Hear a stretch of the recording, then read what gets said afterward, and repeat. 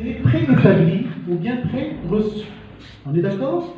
Donc, si on se réfère à cet objectif, c'est une discipline qui est extrêmement importante, mais malheureusement, on est passé à peu près à côté de la finalité de cette discipline. En fait, nous sommes en train de suivre malheureusement le modèle français, parce que c'est en France qu'on enseigne la philosophie à partir de la classe de terminale. Très bien. Et pourquoi justement ce choix, cette étape du cursus scolaire en terminale? Parce que l'apprenant à cet âge-là, il est en mesure d'assimiler des concepts abstraits, des notions, si vous voulez, dans les maths. D'accord? Sinon.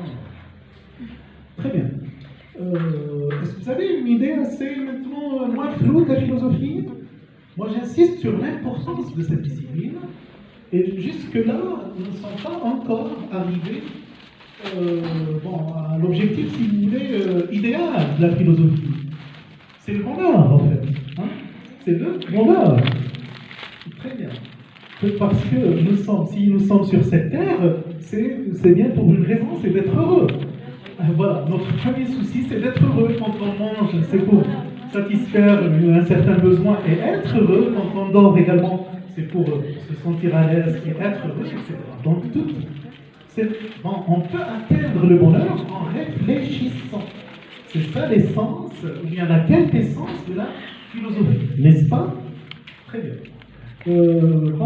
La définition classique, ordinaire, conventionnelle de la philosophie, comme tout le monde le sait, ça vient de Philein Sophia, c'est l'amour de la sagesse.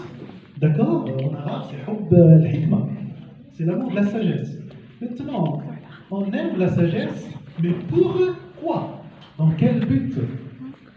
Alors, pourquoi aimerait-on être sage?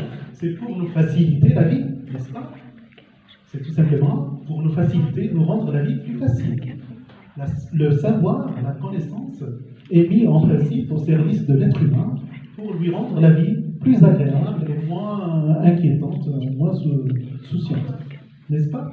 Donc le but de la philosophie, c'est d'atteindre le bonheur. Bon, maintenant, philosopher, c'est quoi? Le verbe philosopher, c'est réfléchir. Mais réfléchir profondément. Très bien, c'est réfléchir profondément. Réfléchir à quoi exactement? Réfléchir, vous l'avez dit tout à l'heure, au monde qui nous entoure. Voilà, à notre existence. Et on essaie de donner un sens à notre vie, n'est-ce pas? Bon, il y a vivre, végéter, vivoter, et il y a vivre tout en être conscient de son existence. Et là, justement, c'est là où intervient la philosophie pour valoriser notre vie, donner une certaine valeur, n'est-ce pas?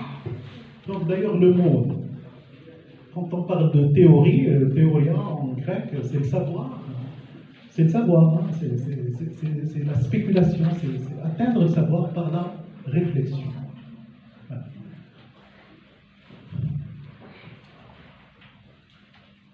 Bon, on passe maintenant aux différents courants philosophiques. Donc, quand on parle de courant, les synonymes ne manquent pas, on parle de tendance philosophique, d'accord? Un courant quelconque. C'est une idée philosophique, en fait, une idée, n'importe qui peut se permettre d'avoir des idées philosophiques au quotidien. Votre enfant, quand il vous dit que je ne veux pas prendre du lait, c'est qu'il est en train de philosopher, il refuse. D'abord, il a une idée de refus dans sa tête. Il veut s'imposer. Il veut dire que j'existe, j'ai le droit de refuser quelque chose, quoi que ce soit. Vous voyez à peu près quand il est en train de faire de la philosophie. Quand vous prenez position vis-à-vis d'un thème quelconque, vous êtes en train de faire de la philosophie et par conséquent, vous êtes philosophe. Attention, être philosophe, ce n'est pas justement, on est en train de faire.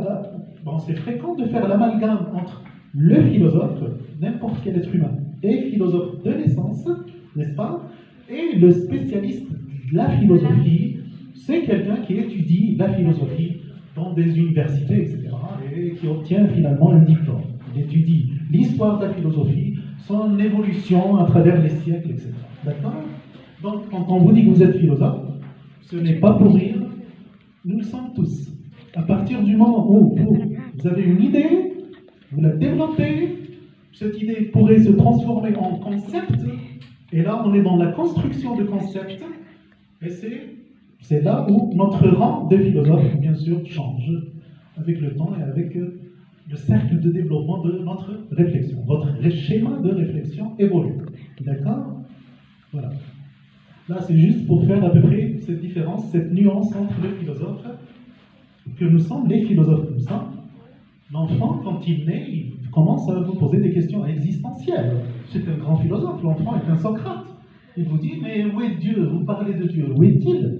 Pourquoi est-ce qu'il ne vient pas entre nous? Et c'est des questions légitimes. On devrait, en principe, le laisser les poser, l'inciter même à les poser pour commencer à développer sa réflexion philosophique et lui faciliter la vie avec le temps. C'est ce qui est le plus important dans l'apprentissage de la philosophie. Les gens croient qu'il s'agit de quelque chose de théorique,